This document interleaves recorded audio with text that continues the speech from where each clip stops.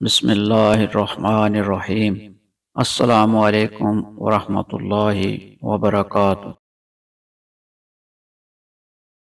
آج ہم ایک ایسے موضوع پر بات کریں گے جو ہر مسلمان کے ایمان کا حصہ ہے۔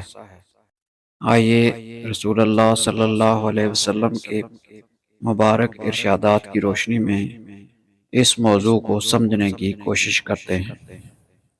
حضرت عبادہ بن صامت رضی اللہ عنہ بیان کرتے ہیں، رسول اللہ صلی اللہ علیہ وسلم نے فرمایا، اللہ تعالیٰ نے 5 نمازیں فرض کی ہیں، جس شخص نے ان کے لیے اچھی طرح وضو کیا، انہیں ان کے وقت پر ادا کیا اور ان کے رکوع و خشوع کو مکمل کیا، تو اللہ کا اس کے لیے عہد ہے کہ وہ اسے معاف فرما دے گا، اور جس نے ایسے نہ کیا تو اس سے اللہ کا کوئی عہد نہیں، اگر وہ چاہے تو اسے معاف فرما دے اور اگر چاہے تو اسے سزا دے۔ رواہ احمد، ابو داؤد۔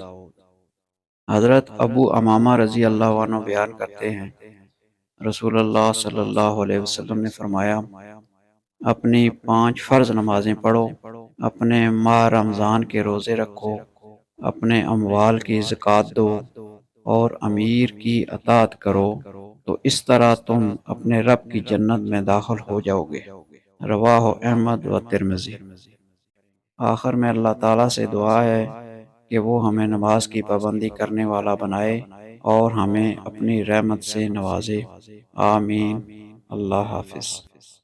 اللہ تعالیٰ ہمیں دین کی صحیح سمجھ عطا فرمائے اور عمل کی توفیق دے۔ آمین۔ جزاک اللہ خیرہ۔ والسلام علیکم ورحمۃ اللہ وبرکاتہ۔